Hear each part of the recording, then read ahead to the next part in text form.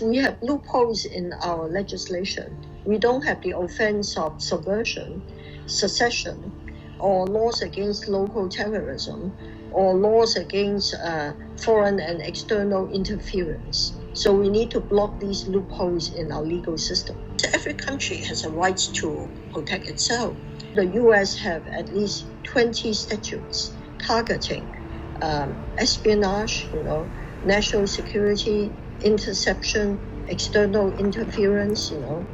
It is common for countries to have a full range of the necessary legislation. And the events in Hong Kong in the past year, pretty violent and pretty dangerous, clearly show that there are national security threats to China through Hong Kong, and there are internal security issues in Hong Kong. So to object to mainland China taking actions to protect herself as well as to help Hong Kong restore order is totally unreasonable. Western media and a lot of Western politicians have been spinning a fake narrative about what's been happening in Hong Kong. They have romanticized lawbreakers like Joshua Wong, Nathan Law, Martin Lee as freedom fighters, democracy advocates. But what they have done in Hong Kong is really to suppress other people's rights and freedoms, to damage property, and to tear apart the social fabric of our society. So Western media and a lot of Western politicians have displayed a highly biased and unfair view of Hong Kong, which we really need to keep rebutting.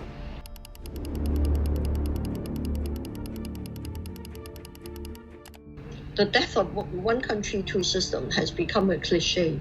The foreign media has said at time before 1997, Fortune magazine forecast the death of Hong Kong, but we have always bounced back.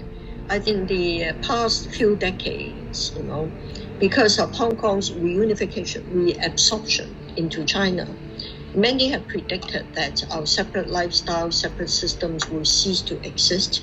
In fact, in the past 40 years, there have been many crises of confidence and brain drain, people trying to emigrate. But those who left have all come back. The money which left have come back. Hong Kong continued to be prosperous and successful despite some short-term setbacks. So I believe that in spite of some short-term worries about this new legislation, with the nation's backing for Hong Kong, we would be able to bounce back economically, socially, and internationally.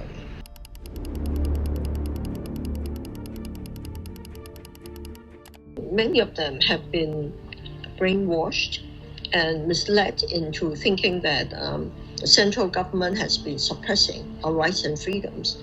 On the other hand, if you look at the situation in the British era, they did not start promoting democracy until they were about to hand Hong Kong back to China.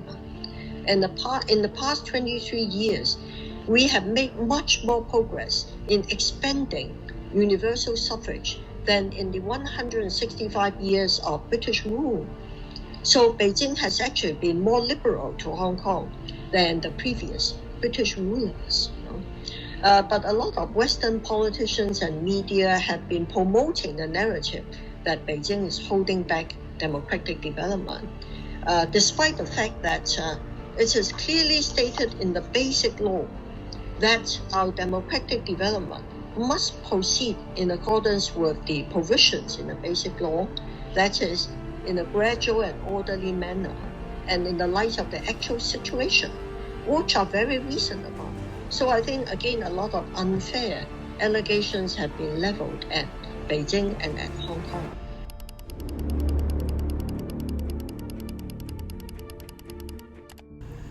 The allegations of police brutality against Hong Kong is the most unfair part of their allegations, in my opinion. Because if you look at Hong Kong, despite a whole year of pretty violent protests, our police have not fatally injured anyone. Not a single person has been killed by our police. On the other hand, recently, 3 policemen, as soon as they got off duty, have died of exhaustion. and one innocent bystander had been killed with a brick by the protesters, and one innocent worker has been set on fire, our policemen have adhered to the principle of using minimum force. Our policemen are much more restrained compared to the much cooler and cruder policing methods of American and even European policemen.